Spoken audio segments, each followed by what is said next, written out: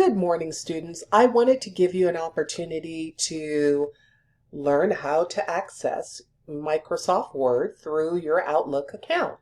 So if you look in this corner, in this little square, once you click on that square, you can access Microsoft Word right here.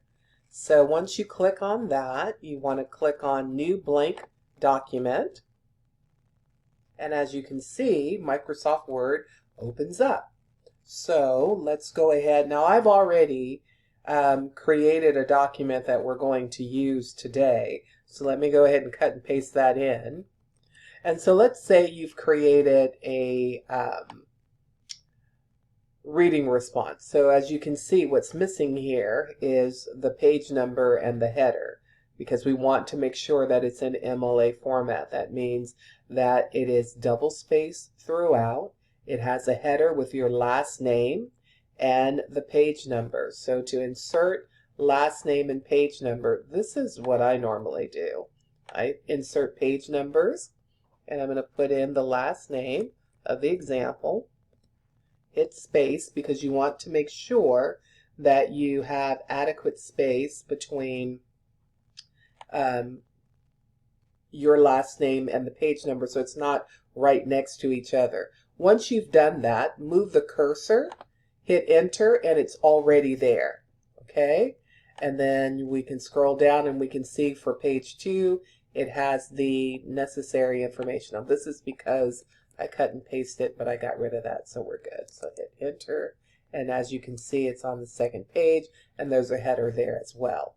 Okay, so now that we've done that, let's save the document. So we're going to hit File and Save As, and the first thing we're going to do is name our document.